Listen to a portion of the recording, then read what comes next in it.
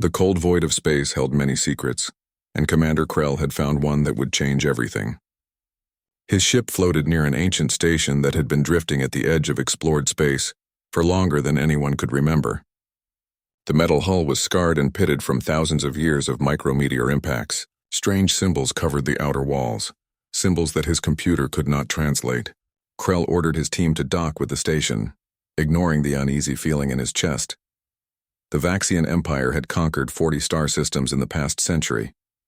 They were warriors, bred for battle and trained from birth to show no mercy. Krell had personally led 3 planetary invasions and had never felt fear. But something about this station made his spine tingle with warning.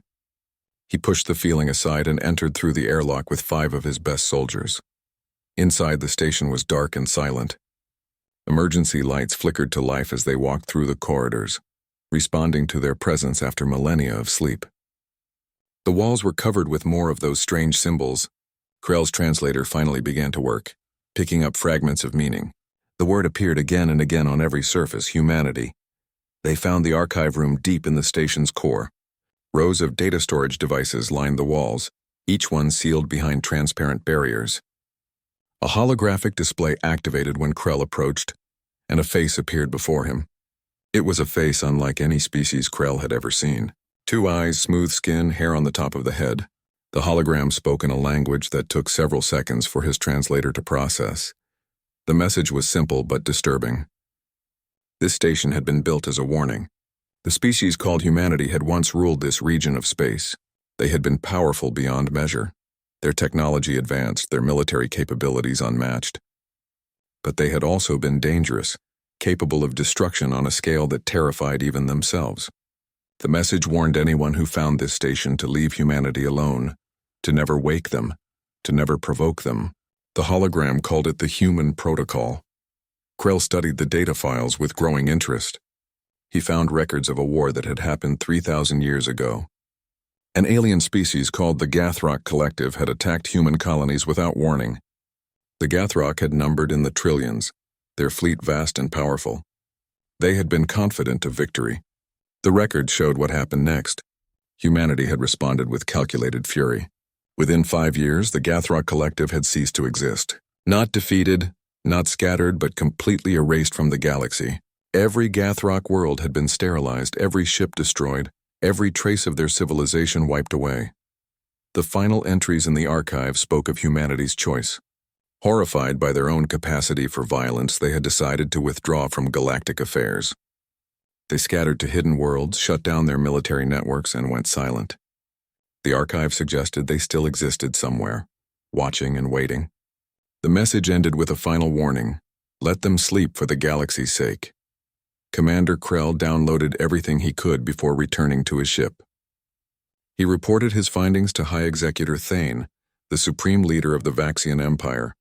Thane listened to the report with barely concealed contempt. A species that chose to hide instead of conquer was weak in his eyes. A species that abandoned power was pathetic. He ordered Krell to destroy the station and never speak of the warning again. The Vaxian Empire feared nothing and no one. The station exploded into fragments 3 hours later. Its warning lost to the void. Far across the galaxy, on a small colony world called New Haven, Claire Bennett knelt in the soil of her greenhouse. She was checking the growth rate of a new crop that might help feed the colony's growing population. Claire was 26 years old, with dark hair tied back in a practical bun and dirt under her fingernails. She loved her work and loved this quiet world where humans and aliens lived together in peace. New Haven was home to 3,000 humans and 5,000 Keltari refugees. The Keltari were a gentle species with blue skin and large eyes. They had fled their homeworld when the Vaxian Empire invaded and offered them only slavery or death. The colony's governor, Henry Price, had welcomed them, despite having barely enough resources for the human population. That was the human way, Claire thought. They helped those in need. Claire had been born on New Haven and had never known Earth or any of the old human worlds. Her parents told stories of humanity's past, but they were vague and uncertain. Something had happened long ago that made humans scatter and hide. No one really knew the details anymore. Claire didn't care much about ancient history. She cared about making things grow, about feeding people, about building a peaceful life. Her brother Danny worked in the colony's communication center. He was 3 years younger than Claire and had a gift for electronics. He could fix anything, and had recently upgraded the colony's sensor array. Danny was always talking about exploring the galaxy, about finding other human settlements, about reconnecting the scattered remnants of their species. Claire preferred to keep her feet on solid ground and her hands in the soil. That evening, Claire joined Danny and their mentor Helen Carter for dinner in the communal hall. Helen was 70 years old and had been a teacher for most of her life. She taught history and culture to the colony's children, both human and Kelteri. Helen often spoke about the importance of remembering where you came from, even if the memories were painful or incomplete. Danny was excited about a new signal he had detected earlier that day. It came from deep space, from a direction where no colonies existed. The signal was old, automated, and used a frequency that was listed in the ancient human databases as military in origin. Henry Price had ordered him to monitor it but take no action. They didn't want to attract attention from any hostile species. Claire listened to her brother's enthusiasm with mild interest. She was more focused on her tomatoes, which were developing a resistance to the local fungus. Helen smiled at both of them with affection. These young people had no idea what their ancestors had been capable of. Perhaps that was for the best. The galaxy was finally at peace, or at least not at war. Why disturb that with old ghosts? None of them knew that the Vaxian fleet was already moving through their sector.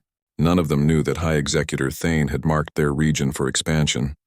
None of them knew that Commander Krell's discovery had been reported to Vaxian intelligence, despite Thane's orders to forget it. Some among the Vaxian military were curious about these humans and wanted to test whether the old warnings had any truth to them. The night was peaceful on New Haven. Stars shone bright overhead. Claire walked home under them, thinking about crop rotation schedules. Danny stayed late at the communication center, monitoring the strange signal. Helen went to bed early, tired but content. Tomorrow would be another ordinary day, or so they all believed. The galaxy turned, indifferent to the hopes and plans of small beings on small worlds. But sometimes small things can trigger great changes. Sometimes sleeping giants wake, and sometimes the galaxy learns that some warnings should have been heeded. The Vaxian fleet arrived at New Haven without warning. 12 warships dropped out of jump space above the colony and immediately established orbital positions. Admiral Vorath commanded the fleet from his flagship, a massive dreadnought bristling with weapons. He had conquered 7 worlds in the past 2 years and expected this to be simple. The colony was small, poorly defended, and contained a species he had been ordered to evaluate for potential threat. Governor Henry Price received the incoming transmission in his office. He was an old man with gray hair and tired eyes who had hoped to finish his years in peace. The face that appeared on his screen was reptilian and cruel. Admiral Vorath spoke through translators, his voice harsh and demanding. The colony would surrender immediately and pay tribute to the Vaxian Empire. Half of all food production would be shipped off-world. All military-age males would be conscripted. All technology would be turned over for examination. Resistance would be met with total destruction. Henry tried to negotiate. He explained that New Haven had no military, no weapons beyond simple hunting rifles. The colony could not afford to give up half their food without starving. The Kelteri refugees had already suffered enough and could not endure more hardship. He offered to open diplomatic channels with the Galactic Council to find a peaceful solution. Admiral Vorath listened to all of this with growing impatience. The Admiral decided to make an example. He targeted a section of the colony that his sensors showed was densely populated. The orbital bombardment lasted 30 seconds. Plasma cannons fired down from space, turning buildings into ash and people into vapor. 2,000 colonists died before they even understood what was happening. The blast wave shattered windows across the entire settlement. The mushroom cloud rose into the sky like a monument to Vaxian power. Claire was deep underground when the attack came. She had been working in the agricultural tunnels that ran beneath the greenhouse complex. The ground shook violently and dust fell from the ceiling. Emergency alarms screamed through the corridors. Claire ran toward the surface, her heart pounding with fear and confusion. When she emerged, she found a landscape transformed into hell. The communication center was gone, just gone. A crater marked where it had stood.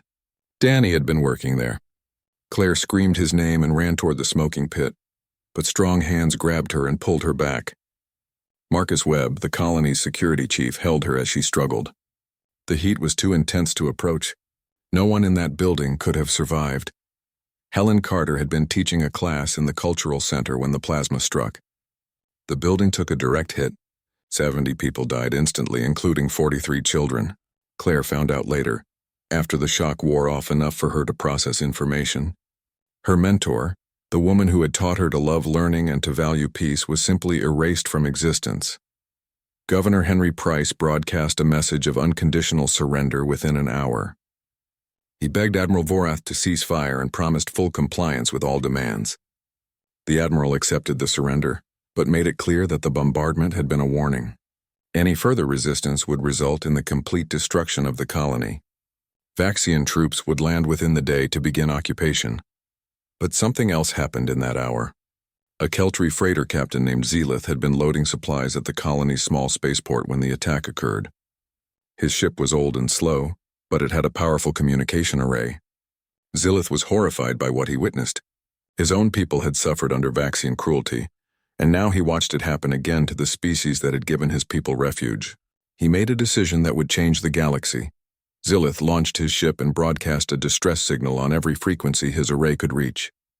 He transmitted video of the bombardment of the crater of the dead. He specifically targeted frequencies listed in ancient databases as human emergency channels, frequencies that had been silent for 3,000 years. His ship was too slow to escape the Vaxian fighters that pursued him, but he kept broadcasting until the last possible moment. His transmission reached 17 human colonies before his ship was destroyed. Something strange began to happen across those 17 worlds. Deep beneath the surface of each colony, in bunkers that had been sealed and forgotten, ancient systems began to wake. Automated protocols that had been dormant for millennia recognized the emergency codes in Zelith's broadcast. Lights flickered on in rooms that had been dark for longer than living memory. Computers that had been sleeping began to process data. Defensive systems started running diagnostics. And one by one, messages were sent to the surface of each world, requesting authorization to fully activate. On New Haven, Marcus Webb gathered the surviving security personnel and armed civilians. They numbered only 43 people with hunting rifles and improvised weapons. Marcus knew they could not fight Vaxian soldiers, but he refused to simply wait for occupation. He led a group into the maintenance tunnels beneath the colony, following old maps that showed a sealed section dating back to the colony's founding. Claire followed Marcus because she had nowhere else to go. Her brother was dead, her mentor was dead, her peaceful life was ashes and smoke. She carried a rifle she barely knew how to use and wore a pack full of supplies. 12 other survivors came with them, including a Keltri engineer and 2 human teenagers who had lost their families. The sealed section was behind a door marked with those same strange symbols that Commander Krell had found on the ancient station. The door had been painted over and ignored for generations. Marcus used cutting tools to break through the seal. The door opened with a hiss of equalizing pressure, revealing a corridor that descended deep into the bedrock. They walked for 20 minutes, going deeper than the agricultural tunnels, deeper than the water processing facilities, deeper than any civilian installation. The corridor ended at a massive vault door. A panel beside it lit up with soft blue light when they approached.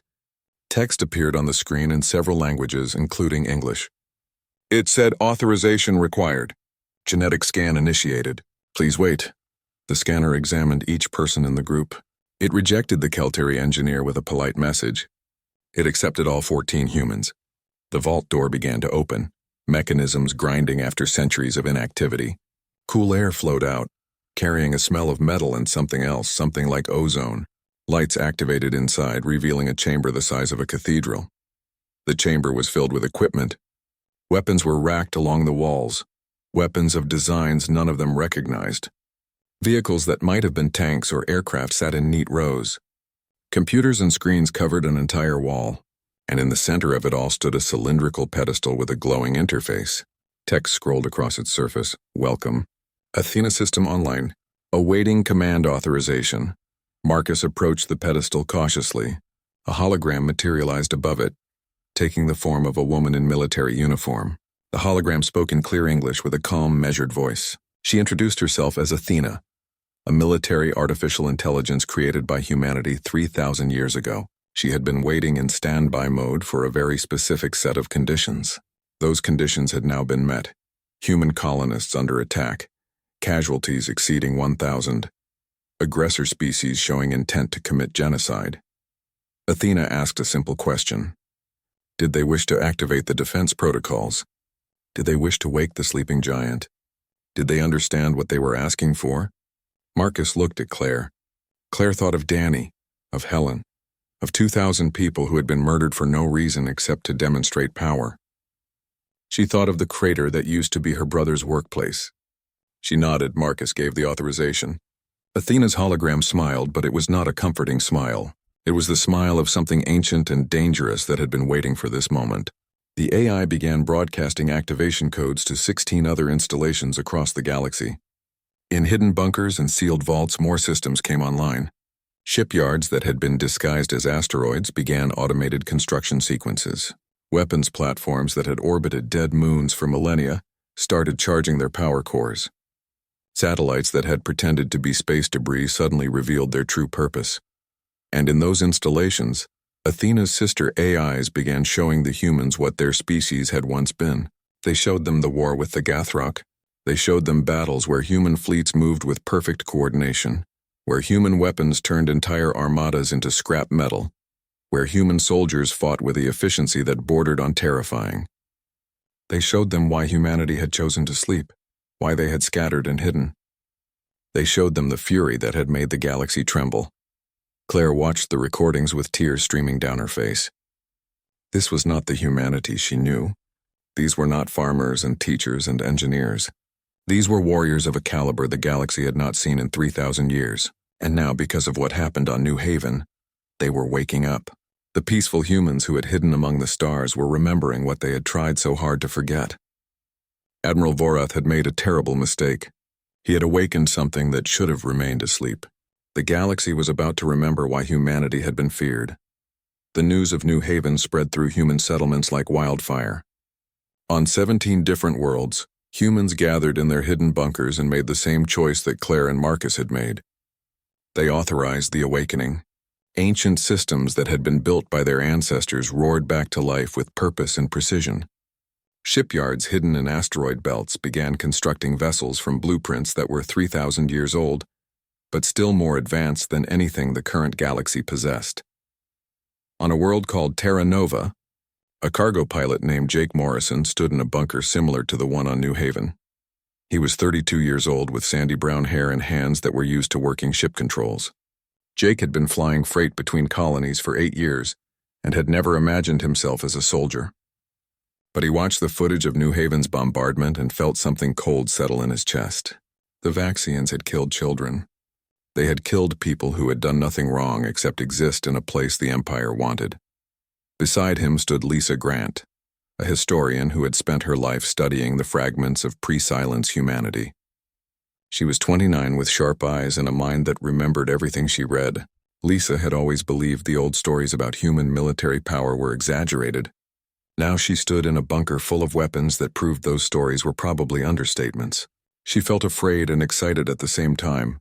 Afraid of what was coming, but excited that humanity's true history was finally being revealed. The third person in their group was Victor Hayes, a former soldier who had served in colonial security for 15 years. He was 41 with gray touching his temples and scars on his hands from a mining accident years ago. Victor had always suspected that humanity's peaceful nature was a choice rather than their true character. He had studied old combat manuals he found in archives, and had trained himself in fighting techniques that no one else remembered. Now those skills would be useful again. The AI in the Terra Nova bunker called itself Oracle. It showed them the same recordings that Athena had shown the survivors on New Haven. It explained how humanity had built a massive military network 3,000 years ago, and then deliberately shut it down. The network had been designed to reactivate only if humans faced extinction-level threats. The Vaxian attack on New Haven qualified.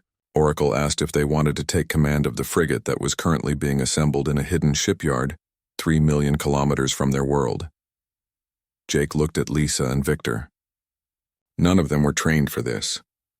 None of them had military ranks or experience commanding warships, but Oracle explained that the ships were heavily automated and the AIs would handle most combat functions. What the ships needed were humans to make command decisions, humans to decide when to fight and when to show mercy, humans to ensure that the awakened military power was used for defense and justice rather than conquest.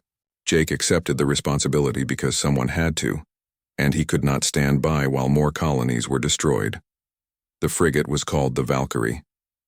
It was sleek and deadly, covered in armor that could deflect plasma fire and equipped with weapons that Jake did not fully understand. Oracle gave them a crash course in ship operations. The training was downloaded directly into their neural implants, a technology that civilian humans had not used in generations. Within 3 days, Jake could operate every system on the ship as if he had been doing it for years. Lisa became the intelligence officer, analyzing enemy movements and tactical situations. Victor took charge of the small contingent of Marines that Oracle was training from volunteers who came from Terra Nova and nearby settlements.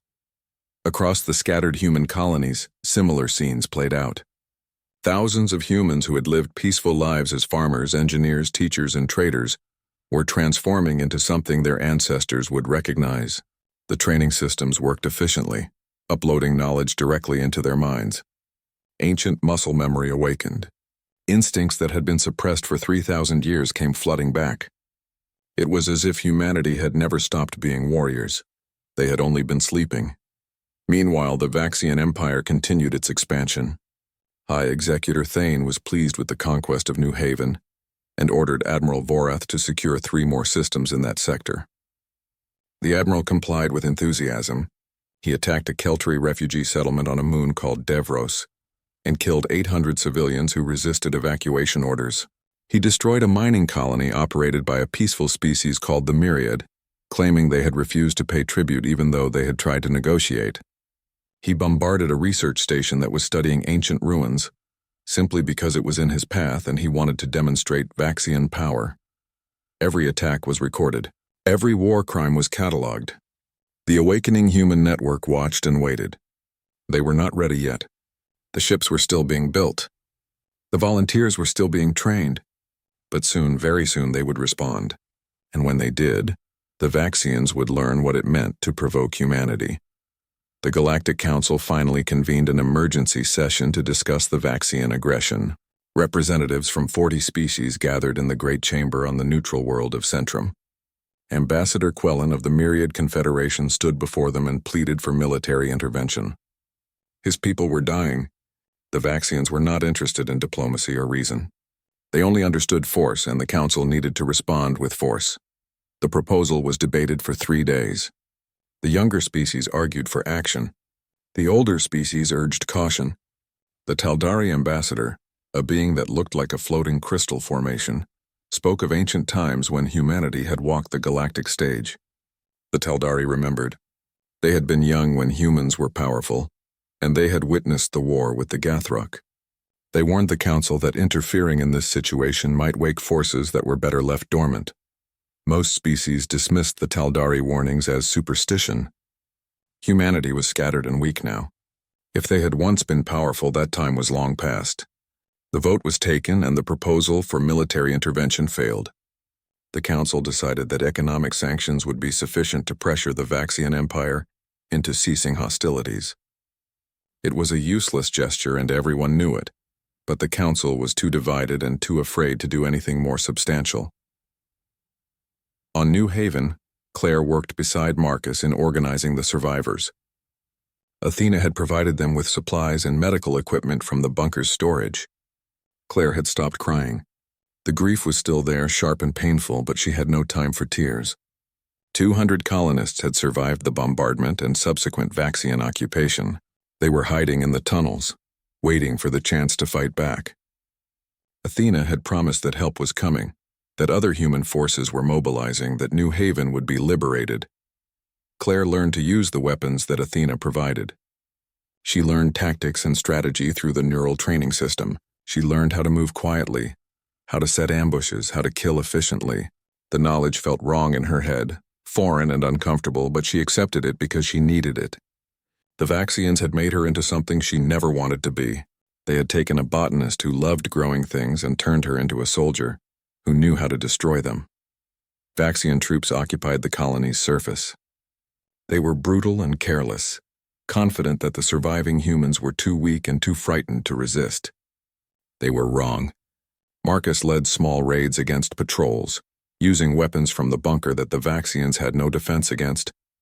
A squad of 10 Vaxian soldiers would enter the tunnels and never come out. Supplies would disappear from storage facilities. Communication equipment would malfunction mysteriously. The occupiers were being hunted in the dark by prey that had suddenly grown teeth. Commander Krell heard about the attacks on New Haven with growing concern. He was stationed on a Vaxian supply depot in a neighboring system. The reports described impossible weapons and tactics that seemed too advanced for a primitive colony.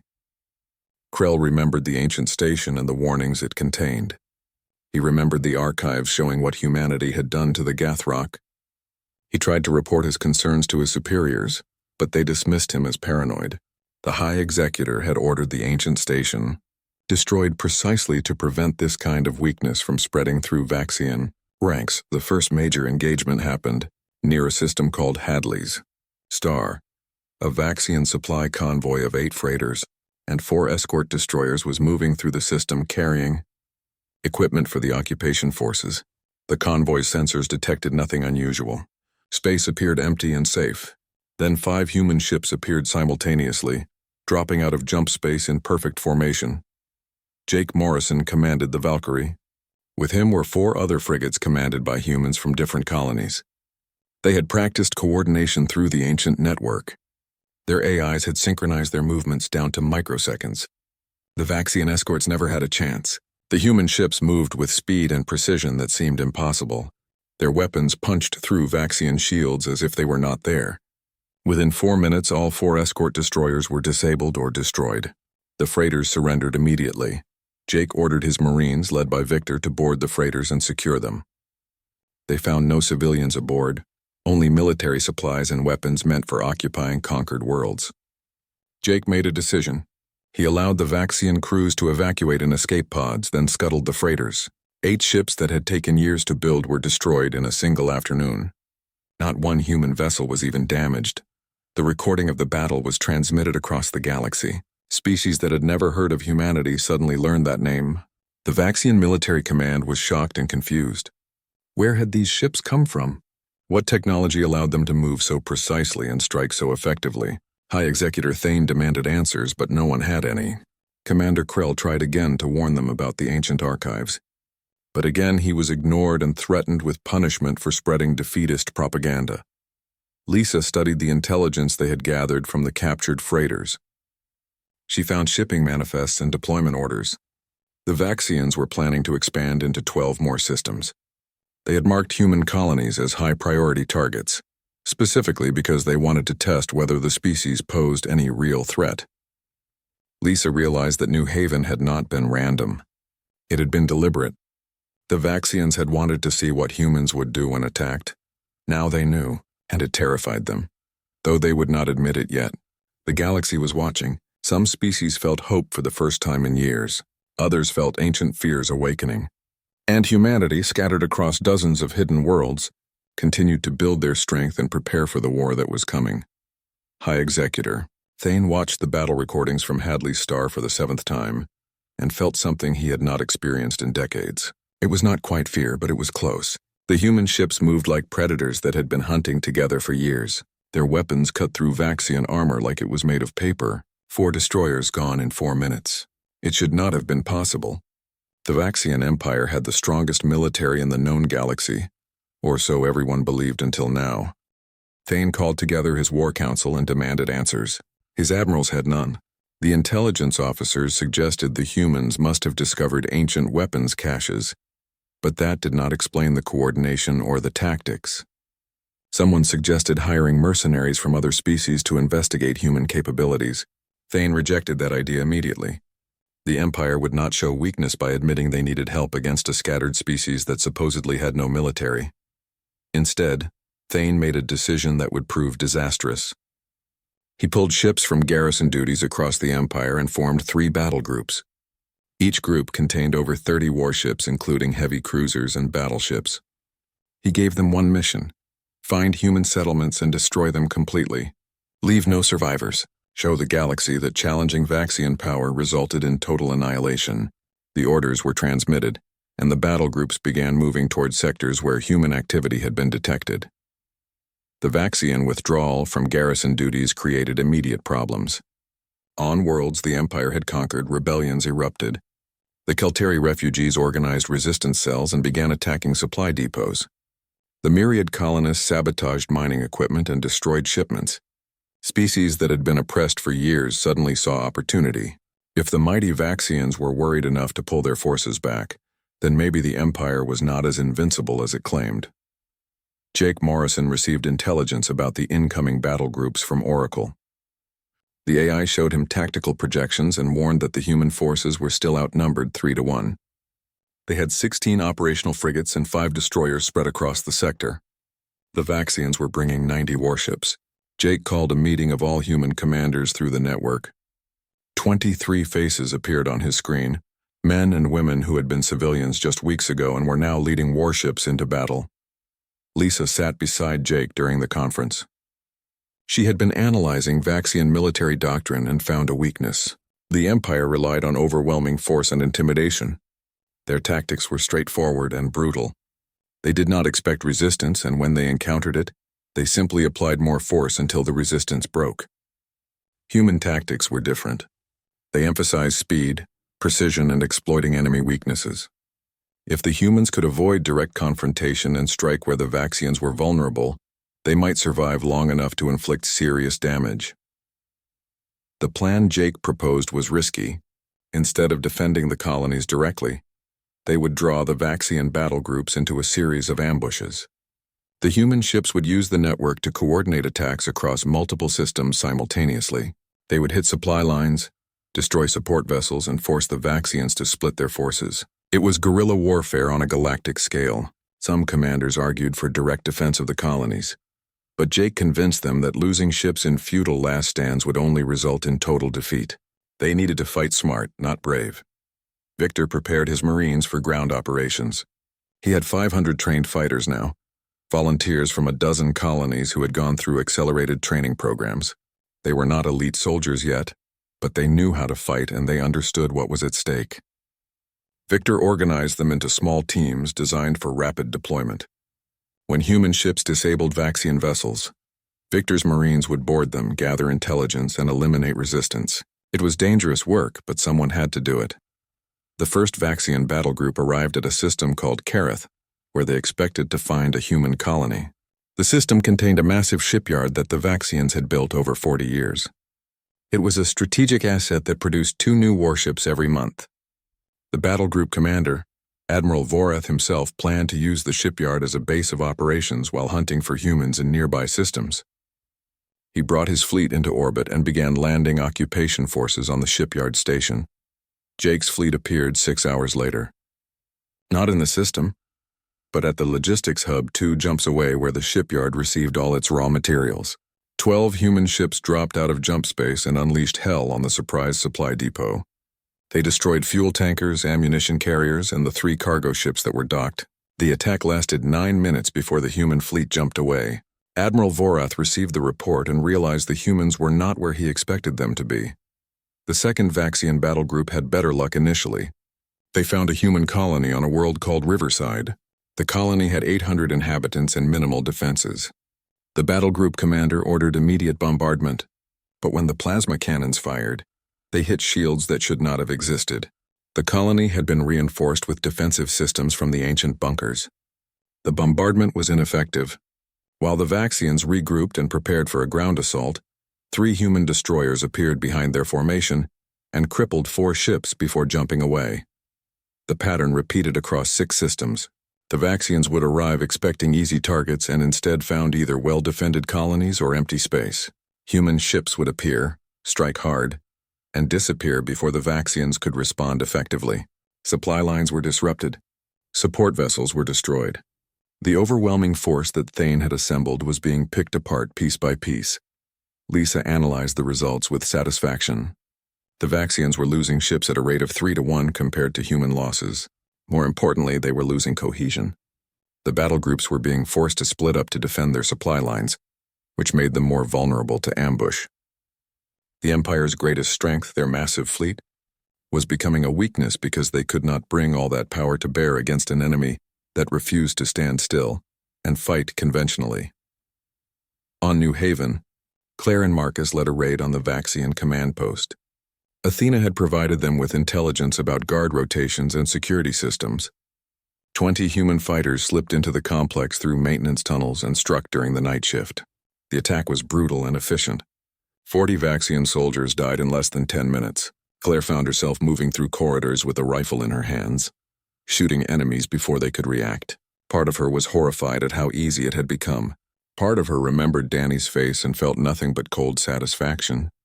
They captured a Vaxian intelligence officer during the raid. Marcus brought him back to the tunnels for interrogation. Athena extracted information from the officer's personal computer, while Marcus questioned him directly. They learned about Thane's orders, about the battle groups, about the Empire's growing frustration with human resistance. They also learned something interesting. There was a faction within the Vaxian military that disagreed with the war. Officers who remembered the old warnings and thought attacking humanity was a mistake. Commander Krell was one of them. Jake received this intelligence and made a bold decision. He broadcast a message on Vaxian military frequencies. The message was simple. Any Vaxian forces that ceased hostilities and withdrew from human space would be allowed to leave safely. Any Vaxian officers who defected and provided intelligence would be granted asylum, but any forces that continued to attack human colonies or civilians would be shown no mercy. The message was met with contempt by most Vaxian commanders, but some listened. 3 Vaxian ships from a supply convoy surrendered to human forces and requested asylum. Commander Krell was on one of those ships. Krell provided detailed information about Vaxian fleet positions, supply routes, and strategic planning. He told them about the ancient station he had found and how Thane had ordered it destroyed. He warned them that the High Executor was growing desperate and might resort to using banned weapons. Lisa questioned Krell extensively and determined he was genuine. The commander truly believed that attacking humanity had been a catastrophic mistake and wanted to help end the war before more Vaxians died. Victor was suspicious of Krell and wanted him kept under guard. Jake agreed but also recognized the value of having a high-ranking defector. They used Krell's information to plan their most ambitious operation yet. The Kareth shipyard was still operational, still producing warships for the Vaxian Empire. If they could destroy it, they would cripple Vaxian ship production for years. Admiral Vorath had left a defensive fleet of 15 ships guarding the facility. The human forces could muster 18 ships for the attack. It would be the largest battle since the war began. The attack on Kareth was planned with precision. Jake coordinated with 7 other commanders. They would jump in simultaneously from different vectors, overwhelming the defenders with multiple threats. Victor's Marines would board the shipyard itself and plant explosives in critical systems. The goal was not just to damage the facility, but to destroy it completely. The operation was set for 3 days from now, giving them time to position forces and ensure everyone understood their roles. High Executor Thane learned about the defections and flew into a rage. He ordered the families of the defectors arrested and executed. He broadcast a message declaring that any Vaxian who surrendered to humans would be considered a traitor, and their entire bloodline would be erased. It was a cruel message meant to intimidate his own forces, but it had the opposite effect. More officers began questioning whether they were fighting for justice or serving a tyrant. The cracks in Vaxian unity were beginning to show. Claire stood in the tunnels of New Haven and cleaned her rifle. She had killed 11 Vaxian soldiers in the past week. Each face was burned into her memory. She did not enjoy the killing, but she did not regret it either. These were the people who had murdered her brother, who had destroyed her peaceful life, who had forced her to become a weapon. She thought about the upcoming battle at Kareth and hoped it would be the beginning of the end. Humanity had been sleeping for 3,000 years. Now they were awake and remembering why the galaxy had once feared them. The Vaxians were about to learn that some species should never be provoked, because their fury, once unleashed, could reshape the stars themselves. The battle for Kareth began exactly as planned. 18 human ships dropped out of jump space around the shipyard from 6 different vectors. Admiral Vorath's defensive fleet scrambled to respond, but they were already at a disadvantage. The human vessels moved with perfect coordination, their weapons firing in synchronized patterns that overwhelmed Vaxian shields. Jake commanded the Valkyrie from the center of the formation, calling targets and adjusting tactics in real time. Lisa fed him intelligence about enemy positions and weak points. The ancient network connected all human ships as if they shared a single mind. The Vaxian defenders tried to form a defensive line, but the human attack broke them apart in minutes. 3 Vaxian cruisers exploded in the opening barrage. 2 more were crippled and left drifting. The remaining ships scattered, trying to regroup, but human destroyers hunted them down with ruthless efficiency. Victor launched his Marines toward the shipyard itself, their boarding craft protected by covering fire from the fleet. The facility's defensive turrets opened fire, but human electronic warfare systems scrambled their targeting. Most shots went wide, hitting nothing but empty space. Admiral Vorath watched the battle from his flagship at the edge of the system. He had been preparing to lead a strike force into human territory when the attack began. Now he faced a choice.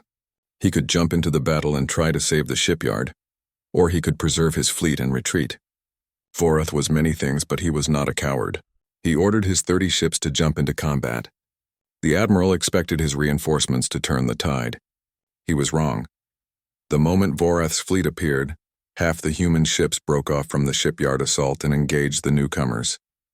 Jake had anticipated reinforcements and positioned his forces accordingly. The Vaxian admiral found himself fighting a defensive battle against ships that moved faster and hit harder than anything he had encountered. His flagship took 3 direct hits in the first minute.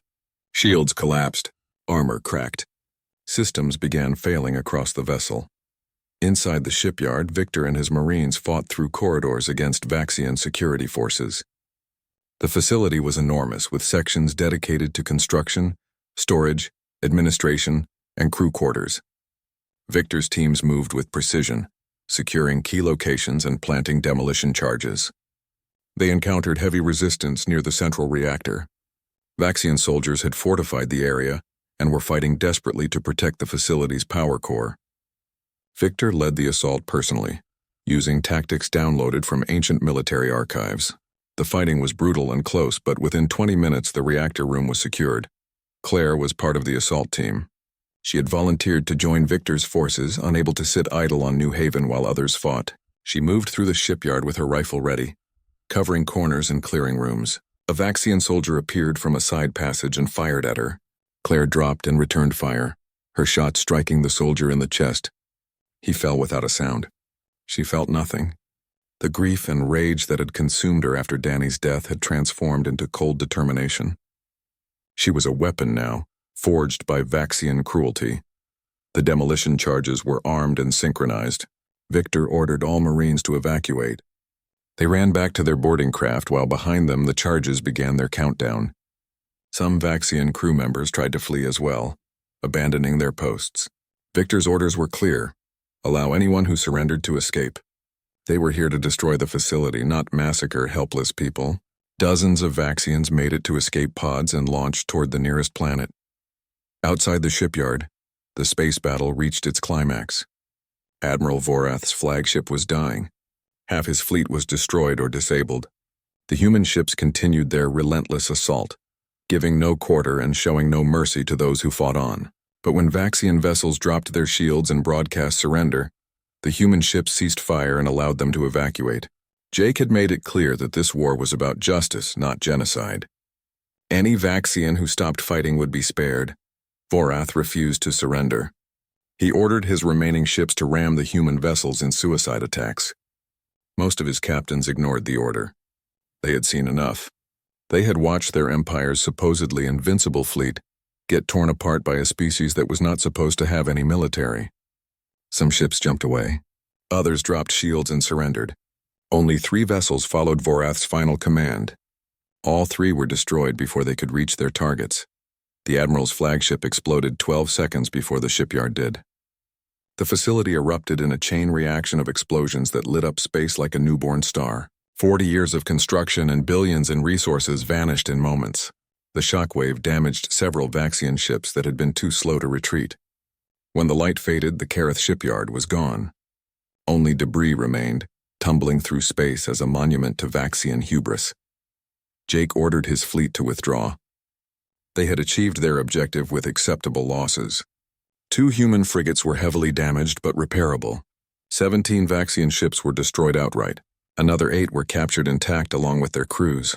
It was the most decisive human victory since the war began. More importantly, it proved that humanity could face the Vaxian Empire in direct battle and win. News of Kareth spread across the galaxy faster than jump-capable ships could travel. The Galactic Council convened again in emergency session. This time the debate was different. Humanity was no longer a myth or a historical curiosity. They were an active military force that had just destroyed the largest shipyard in Vaxian space. Some species celebrated, seeing hope for their own liberation. Other species worried about what would happen if humanity decided to keep fighting after the Vaxians were defeated. High Executor Thane sat in his command center and stared at reports he could not believe. The Kareth shipyard gone, Admiral Vorath dead, nearly 50 ships lost. The humans had not just won a battle, they had humiliated the Empire. Thane's advisors urged him to negotiate, to seek peace before more damage was done. The High Executor refused. He would not show weakness. He would not surrender to a species that should have been extinct. He made a decision that would seal his fate and the fate of his empire. Thane ordered the execution of human prisoners held on the Vaxian homeworld. There were 37 of them, colonists captured during the early raids. The executions were broadcast across all channels, meant to break human morale and show that Thane would never yield. Instead, the broadcast triggered something that had been building since the attack on New Haven. The final restraints on human fury were released. Jake received the execution broadcast while his fleet was recovering from the Kareth battle. He watched colonists he had never met murdered one by one. He watched Vaxian soldiers laugh as they killed unarmed prisoners. When the broadcast ended, Jake sat in silence for a long moment. Then he opened a channel that reached every human ship, every colony, every awakened military installation across the sector. His voice was calm but carried weight that made people stop and listen. Jake declared that humanity had tried to show restraint. They had offered surrender terms. They had spared Vaxian lives whenever possible. The Empire had responded by executing prisoners and broadcasting their deaths. Therefore, humanity would now respond with the full measure of their capability, not to conquer, not to enslave, but to ensure that never again would any species think they could commit genocide against humans without consequences. The Vaxian Empire had awakened humanity's fury. Now they would face it. Lisa worked with the other human commanders to coordinate what came next. Every available human ship was recalled and organized into a single fleet. They gathered at a rendezvous point near New Haven, which had been liberated after the Vaxian garrison abandoned it. The fleet numbered 43 vessels now, with more being completed each day. It was still smaller than the Vaxian forces, but numbers no longer mattered. The humans fought with technology and tactics the galaxy had not seen in 3,000 years. Victor's Marines grew to over 2,000 fighters. Liberated colonies sent volunteers. Other species who had suffered under Vaxian rule asked to join. Victor accepted them all and integrated them into mixed units. Humans would lead the assault, but they would not fight alone. The oppressed species of the galaxy were rising together. Claire returned to New Haven briefly before the final offensive began. She walked through the reconstructed colony where crews were rebuilding what the Vaxians had destroyed. A memorial had been erected near the crater where the communication center once stood. Her brother's name was carved there along with 2,000 others. Claire touched the stone and made a silent promise. She would see this through to the end. Danny and Helen and all the others would not have died for nothing. The human fleet jumped toward the Vaxian homeworld. They did not move in secret or try to hide their approach. Jake broadcast their intentions openly. The Vaxian Empire would surrender or it would fall. Civilians would be protected. Soldiers who laid down their arms would be spared. But High Executor Thane and his War Council would face justice for their crimes. The galaxy watched and waited to see if humanity's threats were real or empty. Commander Krell, now serving as an advisor to the human fleet, contacted resistance elements within the Vaxian military. His message was simple. Humanity was coming and they would win. The only question was how many Vaxians would die before the Empire surrendered. Some officers began planning a coup against Thane. Others prepared to defend their homeworld. The Empire was fracturing from within even as human forces approached from without. The final battle began in orbit above the Vaxian homeworld. The defenders had assembled every available ship, over 80 warships in a desperate defensive formation. The human fleet arrived and Jake offered one last chance for surrender. Thane himself responded, cursing humanity and swearing to fight to the last ship. Jake sighed and gave the order to attack.